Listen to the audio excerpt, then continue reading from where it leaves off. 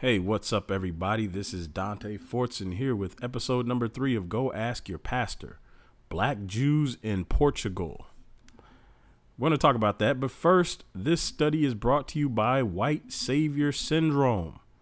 When you are a white Sicilian that thinks he's a black guy that has been called to teach black people about white Jesus. So if you guys want to learn more about white Jesus and how you're not Israel, and if you want to see a white Sicilian teach you black history, pop on over to Vocab Malone's channel. He has tons of black history teachings that he's doing now with lots of omitted parts. I'm sorry, this stuff is just funny to me. But anyway, check out Vocab Malone if you want to get your black history from a white guy. All right, so Go Ask Your Pastor is a new segment that I put on the channel, a new section that I put on the channel where I try to get you kicked out of church for asking your pastor stuff that he or she should have been teaching you in the first place. Don't hit me up talking about female pastors, please. Anyway, so Go Ask Your Pastor is that. These are things that your pastor should have told you and for some reason has not told you. Now, if your pastor's not told you because they don't know, that's not a problem. I don't consider them to be a false teacher. That just means they need to educate themselves. If they do know and they aren't telling you, you should really question why that is. So today, oh my goodness, today's a funny day. So anyway, today, the piece of evidence comes from MDPI, the MDPI website. The link is going to be in the description. Now, this is an academic website for journals and other academic papers. And so today's piece of evidence comes from the Department of Literature at Tel Aviv University in Tel Aviv, Israel. Now, this paper is interesting because it is written by an Ashkenazi Jew in an Ashkenazi Jewish university. And it attempts to, attempts to give an alternative explanation for black Jews. It attempts to give an alternative explanation for black Jewishness. And one of the problems with this is that this person, Rand HaKohen, does not offer any actual evidence, just alternative explanations for what he believes. So I'm going to read some of these, and these are pretty funny, and this is considered academic research. So let's go ahead and get started right here. It's the title is The Jewish Blackness Thesis Revisited. So an abstract. Let's start with the abstract. The notion that in previous centuries Jews were considered to be black or seen as blacks has gained broad acceptance in scholarly discourse on the Jewish body since the early 1990s. The present article considers the notion analytically and then examines some of the evidence provided to support it. Much of this evidence does not stand critical examination. Therefore, arguably, the notion of Jewish blackness should be reconsidered. So this person, Rand HaKohen, says in previous centuries, Jews were considered to be black has gained broad acceptance in scholarly discourse on the Jewish body since the early 1990s. This is not just about black people claiming we're Israel. This is in the academic world as well. They're starting to say Jews are black. But as we read through this article, I want you to understand two things. Don't just focus on the rebuttals. Focus on the fact that he gives resources that we can look to that explain that Jews are black. You can use those resources in your defense, which you shouldn't have to defend, but if you choose to defend, you can use those resources that he is providing. So let's look at just the introduction. I'm not going to read the entire article from beginning to end. I'm just going to read you 4 different pages from it because these are kind of funny. And they also give you a lot of insight into what is going on in the minds of some of these people, especially when you consider that the urban apologists claim to be Christian and truthful, and yet they hide this information from you. They intentionally hide this information. It's freely available on the internet. So here's the introduction. The notion of the blackness of the Jews or Jewish blackness has become commonplace in scholarly discourse. Again, he's verifying it's not just black people over here in America. It's not just black people in the islands. It's not just black people in Africa saying that we're Israel. Scholars are saying this, and it's commonplace. This article, let me also point out, was published July 22nd, 2018. It was accepted July 20th, 2018. They received it June 20th. So it took them a month to publish this on this academic website. About a month to publish this on this academic website. All right. Going back to the path-breaking work of Sandor L. Gilman in the late 1980s, scholars often assert that a strong European tradition dating back to the Middle Ages maintained that the Jews were black or at least swarthy. So he's spilling all the beans. Now, oh my goodness. I read this earlier, so this is probably why I'm laughing so hard. And hold on, let me see. let me go back.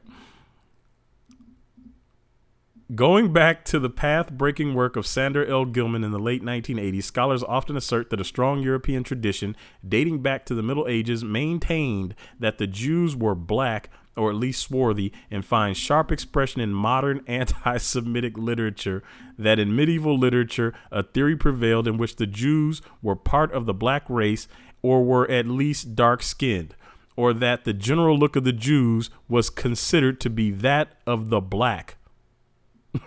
Of the black. So he calls it anti-Semitic literature simply by saying the Jews are black. He says that's anti-Semitic to call a Jew black. Now, what's interesting about this is anti-Semitic is just racism. It's plain old racism. If you're racist against black people, they don't call it anti-Hamitic. They don't call it anti-Japhetic if you're racist against white people. But for some reason, these European Jews from Germany need a specific type of racism to describe the racism towards them specifically. Ask yourself why that is. It's to keep people from talking. Anytime you start talking about who they are, what they do, their history not being what it is, you're anti-Semitic, and people don't want to be labeled that, right? All of this is satanic spiritual warfare to keep you from looking at the truth. And the urban apologist community plays right into that. So it says this article is meant to be as a caveat or a question mark on this prevailing notion. Now, notice what I said before. He doesn't provide any evidence. He just provides alternative ways of thinking of black Jews. But then when we get down a little further, you're going to see that they confirm some stuff. One issue with the notion is ambiguity. Jewish blackness sometimes means that the Jews were quite literally seen as black, which is a matter of color. But often a more provocative sense is implied, namely that in the eyes of the non-Jews who defined them in Western society, the Jews became the blacks, which refers to race. However, proving each of these two senses of blackness, color and race, require different kind of evidence. Oh, goodness. An evidence that supports one sense might undermine the other. For example, calling a Jew white Negro corroborates the racial sense of the Jewish blackness, but undermines the color sense, referring to the Jew as white. Oh, goodness, man.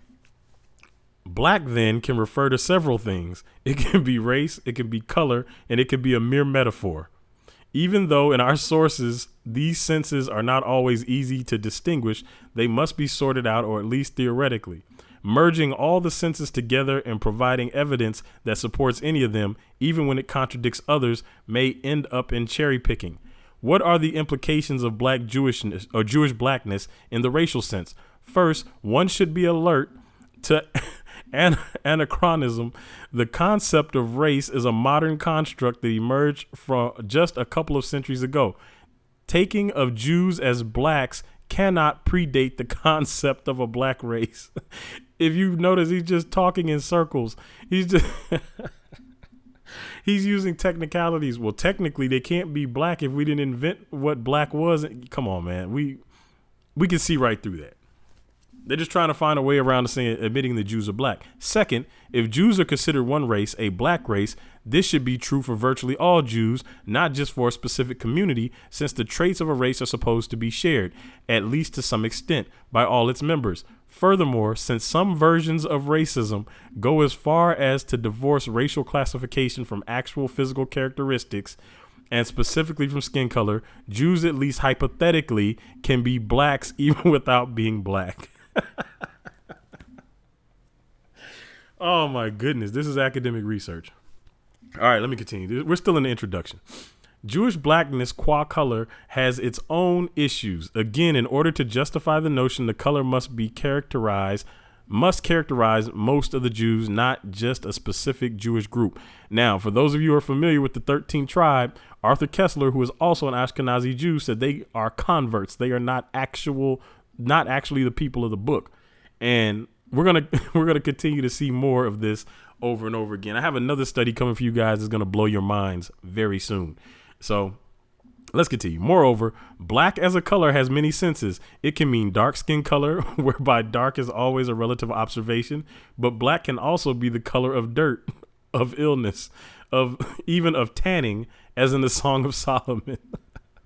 Where they're referring to where it says Song of Solomon 1:5-6, where she says, I'm black but lovely. I am black because the sun looked down upon me. I am look not down upon me because I am black. They say that means tanning.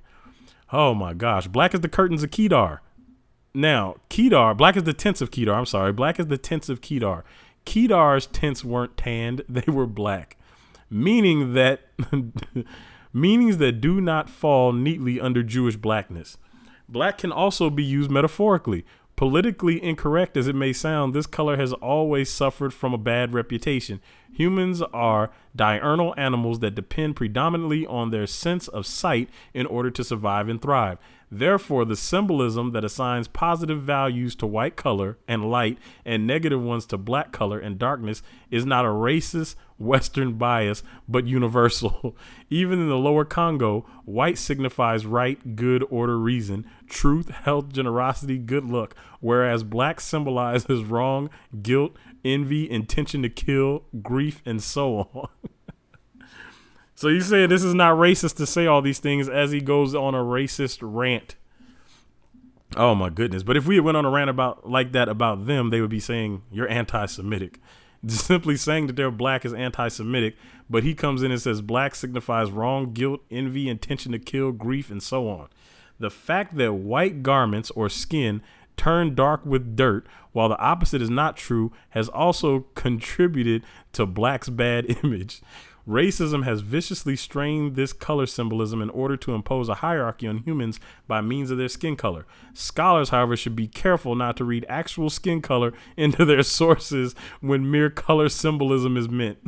So he's saying when you see the word black, don't believe it's actually black. Just believe it's symbolic of black because you can be black without being black. I'm just summarizing. This is too funny to me. For example, when Jerome, 347 to 420, that's AD, centuries before the transatlantic or even the Arab slave trade, whites, since we were black because of our sins and passions, we have taken the lead over the people of Israel, and we believe in the Savior, or even thus we, Ethiopians, that we were transformed ourselves and became white. He does not mean the Gentiles actually had black skin before converting to Christianity. Black can be used metaphorically for sin, evil, etc., and even blacks, Ethiopians in parentheses, can be used allegorically for sinners without implying an actual skin color. Christians associated all infidels with sin and evil, especially Jews.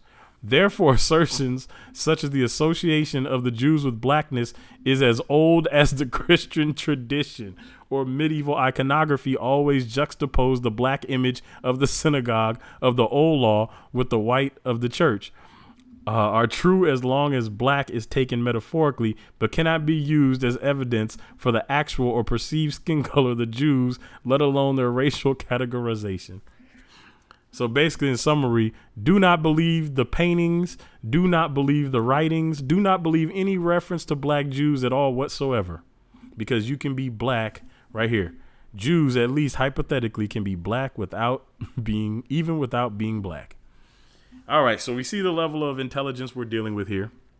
So now, as all this is said in the introduction, we're going to skip down further. And again, this link is in the description, so you can read this whole ridiculous thing for yourself. This came out of the University of Tel Aviv. Now, this is section 2, examining the evidence. This is hilarious to me right here because I'm going to use this again. And this is going to come back to haunt the urban apologetics community in a very big way. Let us now analyze in some detail several pieces of evidence for the Jewish blackness thesis, taken mostly from the pioneering source on the subject, Gilman's essay, The Jewish Nose, Are Jews White? The essay has been cited extensively and reprinted in textbooks on racism and otherness, gaining ground in Jewish studies and beyond. The initial formulation is the general consensus of the ethnological literature of the late 19th century was that Jews were black or at least swarthy. Let me read that again for the urban apologists out there and for the pastors out there that deny this. The general consensus of the ethnological literature of the late 19th century was that Jews were black or at least swarthy. And he said it. This essay has been cited extensively and reprinted in textbooks on racism and otherness. So, as the essay continues, however, both the weaker term swarthy and the inverted commas or scare quotes are dropped, and the term used is blackness of the Jew, and not in a metaphoric sense. The Jews were quite literally seen as black. Quite literally seen as black. Not a metaphor, quite literally seen as black. So let's continue on. He's quoting from another book. The time frame causes some difficulties. The above mentioned general ethnological consensus on the blackness in the late 19th century, and now 19th century is the 1800s. This is important. 19th century is the 1800s. It's important to know how dates work. So let me read this again. The above mentioned general ethnological consensus on the blackness in the late 19th century is somewhat incompatible with Rudolf Virchow's extensive study of over 10,000 German school children published in 1886. Now, remember what we said before, Ashkenaz means Germany. Ashkenaz is from the line of Japheth, not from the line of Shem. In order to be a Jew, you have to be from Shem. And I'm talking about a natural born Israelite, a Jew. I'm not talking about just the convert to the religion. They are from Germany, and he's about to admit that they are from Germany, not from the line of Shem. They're from Ashkenaz, which is why they call themselves Ashkenazi. Go to Genesis 10 if you've never heard this before. As the essay continues, let me go back. The time frame causes some difficulties. The above mentioned general ethnological consensus on the blackness in the late 19th century is somewhat incompatible with Rudolf Virchow's extensive study of over 10,000 German school children published in 1886, which found them to be indistinguishable in terms of skin, hair, and eye color from the greater masses of those who lived in Germany. Sometimes an earlier period is referred to. For the 18th and 19th century scientists, the blackness of the Jews was not only a mark of racial inferiority, going back even as far as the Middle Ages. Leaving the Middle Ages aside, however, Gilman insists that the view that Jews were black had a long history in European science, providing several pieces of evidence from the 17th or early 18th century onward. The earliest is Francois Maximilian Misson, that's 1650 to 1722, whose ideas influenced Buffon's natural history.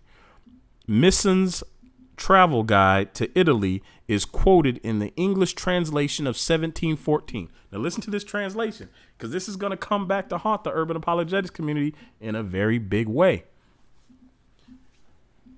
"'Tis also a vulgar error that the Jews are all black, for this is only true of the Portuguese Jews, who marrying always among one another beget children like themselves, and consequently the swarthiness of their complexion is entailed upon their whole race, even in the northern regions. But the Jews who are originally from Germany, those, for example, I have seen at Prague and are not blacker than the rest of their countrymen." Now we know Jews are not from Germany. We know that is not true, because Germany, as Eurocentric Christian theology teaches, they came from Japheth. The Jews did not come from Japheth. The whole Bible is about them coming from the line of Shem. So let me read this again, because I'm telling you, this is going to come back to haunt the urban apologetics community. "'Tis also a vulgar error that the Jews are all black, for this is only true of the Portuguese Jews, who marrying always among one another beget children like themselves, and consequently the swarthiness of their complexion is entailed upon their whole race." That part right there. Portuguese Jews were black. Portuguese Jews were black. And we're going to come back to that. Portuguese Jews are black. And that's going to be important. to defining some things or clearing some things up that the urban apologetics community has outright lied about over and over and over again. Clearly, Misson argued against the notion that Jews were black, but this was just a minority position. Catch that? It was a minority position. Hold on, let me go back. Clearly, Misson argued against the notion that Jews were black, but this was just a minority position against the backdrop of the vulgar error to which he objected. And Misson quote, the Misson quote, however, is a case of mistranslation. First, in the French, it is simply an error, not a vulgar one. Semantics. More importantly, Jews are all black is a mistranslation of tous les juifs. I can't pronounce all this. All the Jews are swarthy. Now, now all the Jews are swarthy. He says it's a mistranslation that they're swarthy. But notice back over here. So this is right here. All the Jews are swarthy. He says it's a mistranslation by saying they're black. But over here, he says the Portuguese Jews are black, and consequently the swarthiness of their complexion. So they're using the word black and swarthy interchangeably. He says outright they are black, and then uses uses swarthy to refer back to that blackness. Now over here, they're saying that the word swarthy is mistranslated and doesn't mean black. It doesn't make any sense. Like their logic is something wrong with their logic. But if you go back and listen to my study, Angered by a Foolish Nation, you will see what is wrong with their logic. Similarly, are not blacker than at the end of the quote is a French, I can't pronounce that, are not swarthier than. No blackness then, just swarthiness. We're right here. No blackness then, just swarthiness. Again, it's something wrong with these people. Misson was born in Lyon, people less traveled than himself, who came in contact predominantly with darker Iberian Jews, may have overgeneralized that all Jews look like them. So now you got the Iberian Jews that are black. You got the Portuguese Jews that are black. The academics in the majority take the majority position that Jews are black. So over and over again, he keeps trying to deny that Jews are black. Having seen lighter Ashkenazi Jews, let me go back. People less traveled than himself who came in contact predominantly with dark Iberian Jews may have overgeneralized that all Jews look like them. Missing how having seen lighter Ashkenazi Jews in Central Europe just wanted to set the record straight. A far cry from any Jewish blackness. And again, they are converts. We know this. Even before Gilman, Misson's words were already quoted and patized the myth of the Jewish race. Both works share the same long quote as well as a reference to the great Buffon. Patai, however, made it clear that it was Misson's view that Buffon adopted, not the so-called vulgar error. Indeed, in his monumental Histoire Naturelle, a highly influential work translated into all major European languages, Buffon wrote this time in an accurate English translation that, here we go, it has been pretended that the Jews who came originally from Syria and Palestine have the same brown complexion they had formerly. Let's stop there and let that sink in right there. They're pretending the Jews are still black. Oh my goodness. That's a summary of that sentence. It has been pretended that the Jews who came originally from Syria and Palestine have the same brown complexion they had formerly. People are pretending the Jews are still black, even though they used to be black. Oh, my eyes are watering right now. As Misson, however, justly observes, the Jews of Portugal alone are tawny. Another word for black there. The Jews of Portugal alone are tawny. So they're telling you Portugal has black Jews in it. And this is funny because I know the study that's coming up. Oh, my goodness, the urban apologists. As they always marry with their own tribe, the complexion of the parents is transmitted to the child and thus with little diminution preserved. Even in the northern countries, the German Jews, those of Prague, for example, are not more swarthy than the other Germans. So, in conclusion, this is not the conclusion of the whole thing. You guys can read the whole thing for yourself. Basically, this guy wrote this to argue that Jews are not black. Jews originally from Germany, and black doesn't mean black. You can be black without actually being black. And this whole thing is just a way to try to deny what is clearly true. that Israel was always black. This is why he calls his position a minority position. So I want you guys to go ask your pastor why they are not teaching you about the black Jews in Portugal. Get an answer. If they don't know, help them learn and educate themselves so they can start teaching the truth. If they do know, demand an answer as to why they are hiding from you that the Jews of Portugal are black, and that for centuries Jews are believed to be black, and that this is a major discussion in academia. Just ask the questions. Go on the Urban Apologetics pages and ask them these questions, why they're not sharing this information. Because, see, if we're all about truth, and this is supposed to be about teaching and educating and coming to the truth, then why aren't they teaching it? They will teach you other history, but they don't want to teach you this history because they want to tell you it doesn't matter. It doesn't matter to them. So they don't want it to matter to you. They want you to know the history they want you to know. They want you to believe the history they want to teach you, and anything outside of that, they demonize it. They say you're putting race over Christ, or you're putting your ethnicity over salvation, or you're not saved, or you're going to hell. Well, if that's the case, where's vocab going for teaching black Christians you should know about? He's teaching history. He's teaching a version of history. Oh my goodness, that dude, a white guy teaching black history. This is completely hilarious to me. Anyway, so make sure you go ask your pastor. If you like the video, put the thumbs up. Make sure you subscribe. Make sure you click the notification bell. There's a bunch more of these coming. And then there's a huge study coming. And I'm going to talk about the black Jews in Portugal. So with that said, until next time, I am out.